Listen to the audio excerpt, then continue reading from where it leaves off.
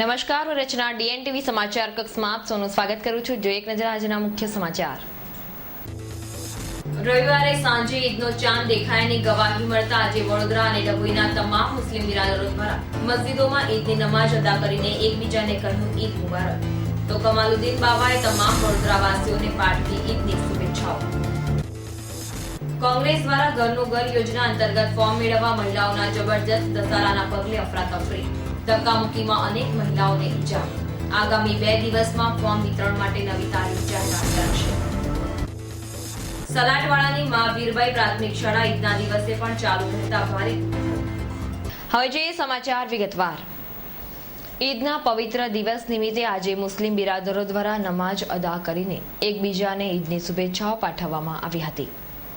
રવિવારે સાંજે ઈદનો ચાંદ દેખાયો હોવાથી ગવાહી મળતા શહેર ખતીબ સૈયદ અમીરુલ્લાહ સાહેબે સોમવારે રમજાન ઈદ મનાવવાની જાહેરાત કરતા શહેર જિલ્લાના મુસ્લિમ બિરાદરોમાં આનંદની લાગણી ફેલાઈ જવા પામી હતી।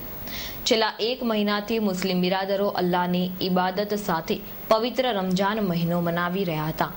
આજે 29માં રોઝાનો અંતે ઈદનો ચાંદ દેખાયો હોવાથી ગવાહી મળતા શહેર ખતીબ દ્વારા સોમવારે રમજાન ઈદ અર્થાત ઈદ ઉલ ફિત્ર મનાવવાનું જાહેર કર્યું હતું, જેથી રમજાન ઈદનું પર્વ સોમવારે મનાવવા માટે મુસ્લિમ બિરાદરોમાં ઉત્સાહ જોવા મળ્યો હતો। પૂરો 1 મહિનો ખુદાની બંદગી કરીને રોજા કરી મુસ્લિમ બિરાદરો દ્વારા ઈદનો પવિત્ર પર્વ મનાવવામાં આવે છે। આજરોજ ઈદના પવિત્ર પર્વ નિમિત્તે વડોદરાની અનેક દરગાહ ખાતે મુસ્લિમ બિરાદરો દ્વારા મોટી સંખ્યામાં નમાઝ અદા કરવામાં આવી હતી। નમાઝ બાદ મુસ્લિમ બિરાદરોએ એકબીજાને ઈદ મુબારક કહીને શુભેચ્છાઓ પાઠવી હતી। તો ખાનકાહે રિફાયા મસ્જિદ ખાતે કમાલુદ્દીન બાવા દ્વારા વડોદરાના તમામ મુસ્લિમ બિરાદરોને ઈદની શુભેચ્છાઓ પાઠવવામાં આવી હતી અને શાંતિ રાખવાની અપીલ પણ કરવામાં આવી હતી।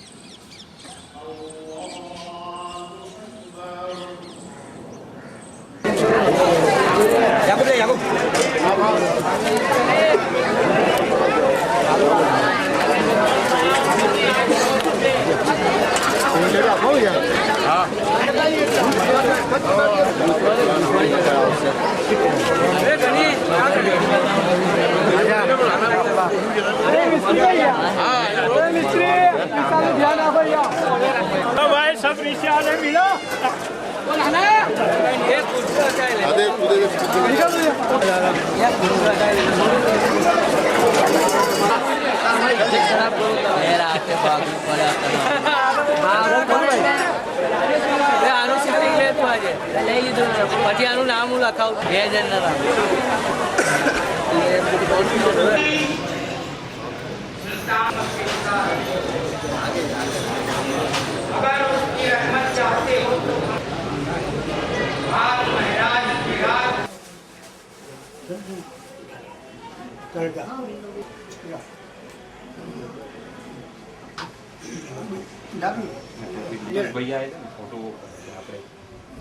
अल्हम्दुलिल्लाह आज रमज़ान ईद का मुक़द्दस दिन है और मैं तमाम मुसलमान भाई लोगों को मुबारकबादी देता हूँ और दुआ करता हूँ अल्लाह तबारक व ताला हम तमाम को ऐसी हज़ारों ईद करना नसीब करे, हज़ारों ईदें देखना नसीब करे। ये ईद का मौका अल्लाह ने हमें दिखाया है, अल्लाह का बहुत बड़ा एहसान है। हम उसके शुक्रगुज़ार हैं कि रमज़ान का पूरा महीना इबादतों के साथ गया और अल्लाह हमारी इबादतें कबूल फरमाए। ડભોઈના મહોડી ભાગોળ પાસે આવેલા ઈદગાહ મેદાનમાં 10,000થી પણ વધુ મુસ્લિમ બિરાદરો દ્વારા નમાઝ અદા કરવામાં આવી હતી। એક મહિના સુધી પવિત્ર રમજાન માસમાં ખુદાની બંદગી કર્યા પછી ઈદના પર્વ નિમિત્તે ડભોઈના મહુડી ભાગોળ પાસે આવેલ ઈદગાહ મેદાનમાં 10,000થી પણ વધુ મુસ્લિમ ભાઈઓ દ્વારા ઈદની નમાઝ અદા કરીને એકબીજાને ઈદની શુભેચ્છાઓ પાઠવી હતી. તો આ પ્રસંગે જિલ્લા પ્રમુખ બાળકૃષ્ણ ઢોલારવાલા, શશિકાંત પટેલ, તાલુકા પ્રમુખ હરીશ પટેલ, નગરપાલિકા પ્રમુખ ભાવનાબેન ભટ્ટ, કોંગ્રેસ તથા ભાજપના અનેક અગ્રણીઓએ હાજર રહીને મુસ્લિમ ભાઈઓને ઈદ મુબારક કહીને ઈદની શુભેચ્છાઓ પાઠવી હતી. સૌ મુસ્લિમ બિરાદર ભાઈ બહેનોને હું ઈદની હાર્દિક શુભેચ્છાઓ પાઠવું છું. રમઝાનનો પવિત્ર માસ પૂરો થયો છે અને અલ્લાહ તાલા આ માસ દરમિયાન સમગ્ર મુસ્લિમ સમાજના બિરાદરોએ જે દુઆઓ કરી છે એ દુઆઓ અલ્લાહ કબૂલ કરે એવી શુભેચ્છાઓ પાઠવું. જિલ્લા ભારતીય જનતા પાર્ટી તરફથી તમામ મુસ્લિમ પરિવારોને ઈદ મુબારક ઈદની ખૂબ શુભેચ્છા પાઠવીએ છીએ. ડભોઈ નગર, ડભોઈ તાલુકો અને વડોદરા જિલ્લા ભારતીય જનતા તરફથી તમામ મુસ્લિમ પરિવારોને ઈદ મુબારકની શુભેચ્છા પાઠવી. આજવા રોડ ખાતે આવેલ બહાર કોલોનીમાં ઈદ નિમિત્તે શીરખુરમાનું વિતરણ કરવામાં આવ્યું હતું. મુસ્લિમ બિરાદરોના પવિત્ર માસ રમજાનની પૂર્ણાહુતિની સમયે ઈદની નમાઝ અદા કરવામાં આવી હતી. તો આજવા રોડ પર આવેલી બહાર કોલોનીમાં યુવાન મુસ્લિમ ભાઈઓ દ્વારા ઈદ પર્વ નિમિત્તે શીરખુરમાનું વિતરણ કરવામાં આવ્યું હતું. તો માજી MLA દલસુખભાઈ પ્રજાપતિએ શાંતિપૂર્ણ વાતાવરણમાં ઈદની ઉજવણી કરવા બદલ મુસ્લિમ બિરાદરોને ઈદની શુભેચ્છાઓ પાઠવી હતી. તો માજી MLA દલસુખભાઈ પ્રજાપતિએ શાંતિપૂર્ણ વાતાવરણમાં ઈદની ઉજવણી કરવા બદલ મુસ્લિમ બિરાદરોને ઈદની શુભેચ્છાઓ પાઠવવામાં આવી હતી. કોંગ્રેસ દ્વારા મહિલાઓને ઘરનું ઘર આપવાની જાહેરાતની વ્યવસ્થાના અભાવે અફરાતફરી મચી ગઈ હતી. તેમજ અનેક મહિલાઓને ધક્કામુક્કીના કારણે પડી જતા નાની મોટી ઇજાઓ થવા પામી હતી. વિધાનસભાની આગામી ચૂંટણીમાં જો સત્તા પર આવશે તો માત્ર મહિલાઓને ઘરનું ઘર આપવાની લોભામણી જાહેરાત કરનાર કોંગ્રેસ દ્વારા આવતીકાલે 2 કલાક માટે શહેરમાં 25 સ્થળોએ માત્ર મહિલાઓને જ ફોર્મ વિતરણ કરવામાં આવનાર છે. ત્યારે અફરાતફરીનો માહોલ ઊભો થયો હતો. કોંગ્રેસ દ્વારા માત્ર મહિલાઓને જ ઘરનું ઘર બનાવી આપવાની યોજના સરકાર બનાવશે તો અમલમાં મૂકવાની જાહેરાત કરી હતી. જે માટેના પ્રથમ તબક્કામાં શહેરમાં કરાયેલા ફોર્મ વિતરણ ટાણે આજે ભારે અરાજકતા અને ધક્કામુક્કી થઈ ગઈ હતી. દર વર્ષે સમગ્ર રાજ્યમાં 3 લાખ મકાનો બનાવી આપવાની કોંગ્રેસે તાજેતરમાં જાહેરાત કરી છે અને આવતીકાલે રાજીવ ગાંધીની જન્મજયંતિ નિમિત્તે વડોદરા સહિત રાજ્યભરની મહાનગરપાલિકા અને નગરપાલિકા વિસ્તારમાં ફોર્મ વિતરણ કાર્યક્રમ રાખવામાં આવ્યો હતો. સવારે 10 થી બપોરે 12 વાગ્યા દરમિયાન Nizampura, new Sama road, Harni, Ajwa road, Kishanwadi, Nagarwada, Varasiya, Gorwa, Subhanpura, Gotri, જૂના Padra road, Atladara road, Waghodia road, Manjalpur, Pratapnagar, Jayratna building road, Makarpura, GIDC road, Tarsali, Jambua સહિત 25 સ્થળોએ ફોર્મ વિતરણ કરવામાં આવ્યું હતું. તમામ કેન્દ્રો પર ફોર્મ મેળવવા માટે મહિલાઓનો ભારે ધસારો જોવા મળ્યો હતો અને ધક્કામુક્કીના કારણે અનેક કેન્દ્રો પર અફરાતફરી મચી ગઈ હતી.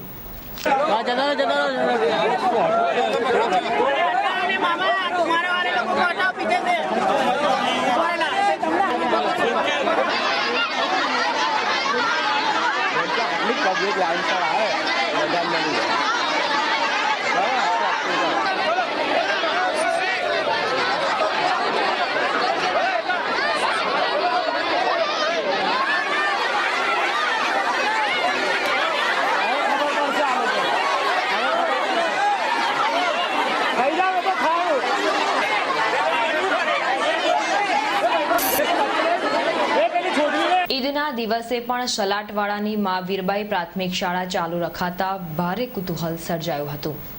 ઈદના પર્વ નિમિત્તે તમામ સરકારી, બિનસરકારી તેમજ શાળાઓમાં પણ જાહેર રજાઓ આપવામાં આવતી હોય છે. પરંતુ સલાટવાડાની નગર પ્રાથમિક શિક્ષણ સમિતિ સંચાલિત શાળામાં વીરબાઈ પ્રાથમિક શાળા ઈદના દિવસે પણ ચાલુ રાખવામાં આવી હતી. પરંતુ જાહેર રજા માની એક પણ વિદ્યાર્થી હાજર ન હોય કોઈ પણ જાતનું શૈક્ષણિક કાર્ય કરવામાં આવ્યું ન હતું. ડભોઈના અડવાણી હોલ ખાતે કોંગ્રેસ દ્વારા ઘરનું ઘરના ફોર્મની વહેંચણી દરમિયાન અનેક મહિલાઓને ગંભીર ઈજાઓ પહોંચી હતી. કોંગ્રેસ સત્તા પર આવશે તો તમામ ગરીબ વિધવા બહેનોને ઘરનું ઘર આપશે તેવી જાહેરાત બાદ આજે ડભોઈ ખાતે પણ ફોર્મ વિતરણ કરવામાં આવ્યું હતું, જેમાં મહિલાઓનો જબરજસ્ત ધસારો જોવા મળ્યો હતો. ફોર્મ ખૂટી જવાની બીકે ફોર્મ મેળવવા ધક્કામુક્કીમાં અનેક મહિલાઓ જમીન પર પડતા તેમને ગંભીર ઇજાઓ પહોંચી હતી. ડભોઈના અડવાણી હોલ ખાતે ધક્કામુક્કી અને અફરાતફરીના દ્રશ્યો સર્જાયા હતા. કોંગ્રેસના ઘરનું ઘર આપવાની જાહેરાતના બોર્ડ સેવા સદનની દબાણ શાખા દ્વારા દૂર કરી દેવાતા અનેક તર્ક વિતર્કો સર્જાયા છે.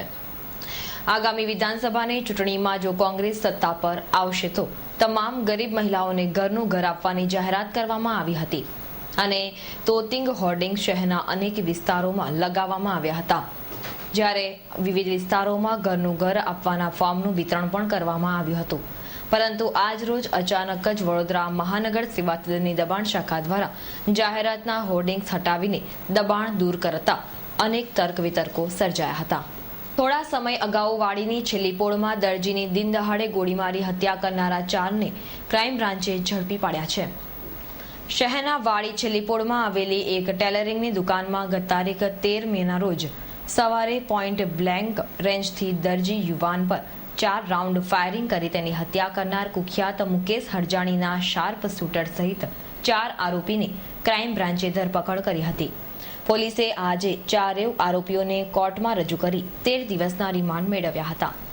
આ બનાવમાં વાડીના રાજુ પવારનું નામ પ્રકાશમાં આવતા પોલીસે તેની ધરપકડ કરવાના ચક્રો ગતિમાન કર્યા છે. ડભોઈ તાલુકાના શીમળિયા ગામ પાસે બોડેલી તરફ જતું એક કન્ટેનર ફસાઈ જતા ટ્રાફિક જામના દ્રશ્યો સર્જાયા હતા. ડભોઈ તાલુકાના શીમળિયા ગામ પાસે બોડેલી તરફ જતા કન્ટેનરનો ડ્રાઈવર ગોપાલપુરા નજીક વળાંક લેવા જઈ રહ્યો હતો. તે દરમિયાન કન્ટેનર રસ્તા વચ્ચે આડું ફસાઈ ગયું હતું અને કન્ટેનરનો અડધો ભાગ પણ તૂટી ગયો હતો. ઘટનાની જાણ થતાં 2 કલાક બાદ પોલીસે બાજુમાં આવેલ નાળા પાસેથી રસ્તો કાઢીને ટ્રાફિક છૂટો કર્યો હતો. રસ્તાની વચ્ચે કન્ટેનર આડું ફસાઈ જતા ટ્રાફિક જામના દ્રશ્યો સર્જાયા હતા. આ હતા ત્યાર સુધીના સમાચાર. તાજા સમાચાર માટે આવતીકાલે આ સમય ફરી મુલાકાત થશે. ત્યાં સુધી DN TVની સમગ્ર ટીમને રજા આપશો. નમસ્કાર.